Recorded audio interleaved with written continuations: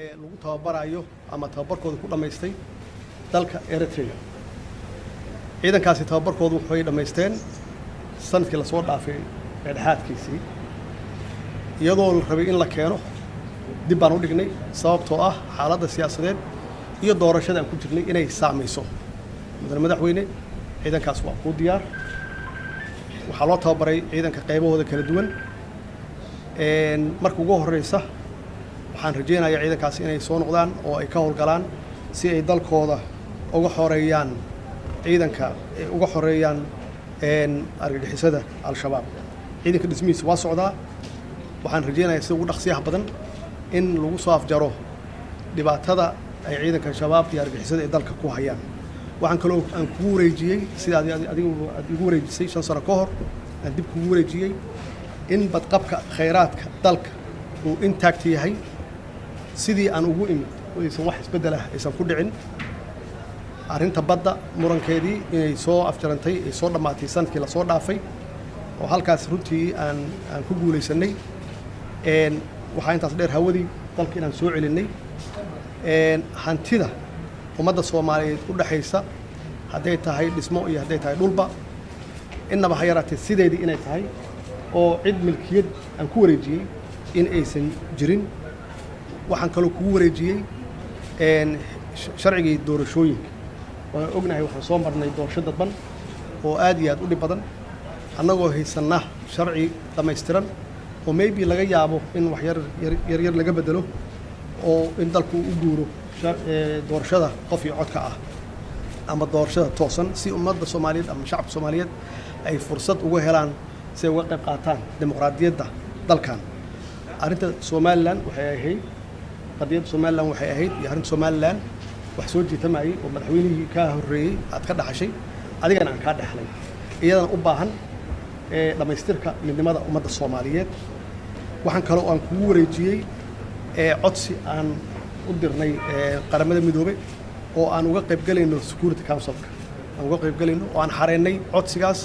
2018 doorashada aan u galayno 2024 si aan maxaan ku raadaan u fariisano kursigaas 2025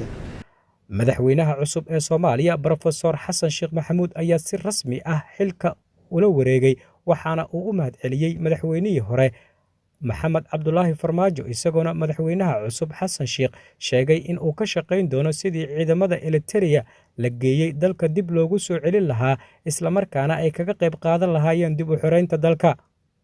madaxweynaha sidoo uu sheegay maanta waa maalin oo taariikhi ah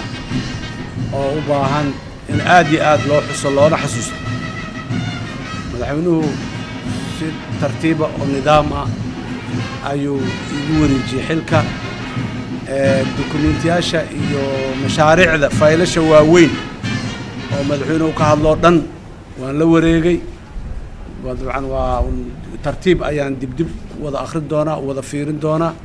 wixii macluumaad oo aan fahmi waayeen dabcan walaalkii waa joogaa dib aan ula noqon doonaa waa weydiin doonaa laakiin faylashaas oo dhan maanta waa ka qaaday madaxweynaha sida ciidamada amniga khaasatan waa run ciidamada Eritrea jira muddo dheerna way naga maqnaayeen waana wiilasheennii waa ka shaqaynaynaa sida ugu dhaqsiya badan inay dalka u soo noqdaan oo ay dalkii dib u xoreyntiisa ay qaybta weyn oo ay ku leeyihiin ay ka qaataan waa ciidan Soomaaliyeed dalka Soomaaliya iska leh qofna ma lahayn dal kalena ma laha taasi waa halkaas inaha kale oo dhanna deen cafintu way soo socotay haddana way socotaa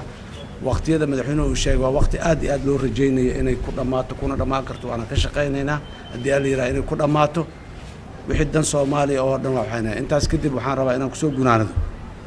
madaxweynuhu waa mahadsan yahay waana oday Soomaaliyeed waana la joogaa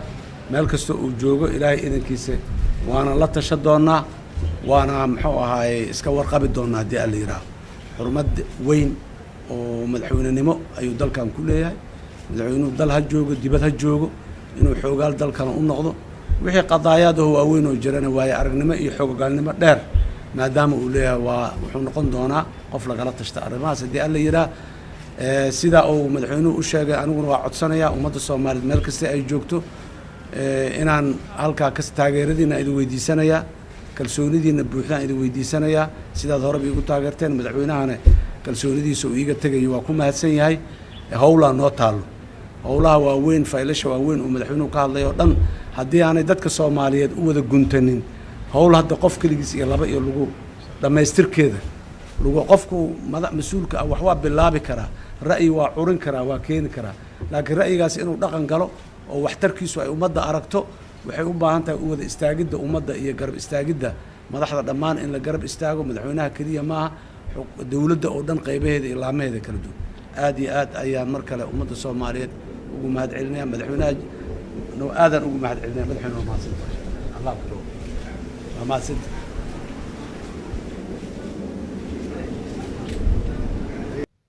intaasi dabadeed waxaa la guda galay hab maamuuska munaasabadda xilwareejinta waxaana salaan sharaf cutubyo ka tirsan ciidanka xoogga dalka ay siiyeen madaxweynihii hore maxamed cabdulaahi farmaajo madaxweynihii hore maxamed cabdulaahi farmaajo ayaa calanka jamhuuriyadda ku wareejiyey madaxweynaha cusub ee soomaaliya xasan sheekh maxamuud waxaa madaxtooyada 5 sano kadib laga sii sagootiyey madaxweynihii 9aad ee soomaaliya farmaajo iyo ooridiisa Saynab Cabdi Macalin madaxweynaha talada dalka sida rasmi ah maanta loogu wareejiyey ahna taliyaha guud ee ciidanka qalabka sida ee Soomaaliya Xasan Sheekh Maxamuud ayaa sharan sharaf ka qaatay ciidanka xoogga dalka iyadoona munaasabadda xil wareejinta ay ku soo ilaatay si nabadgelyo ah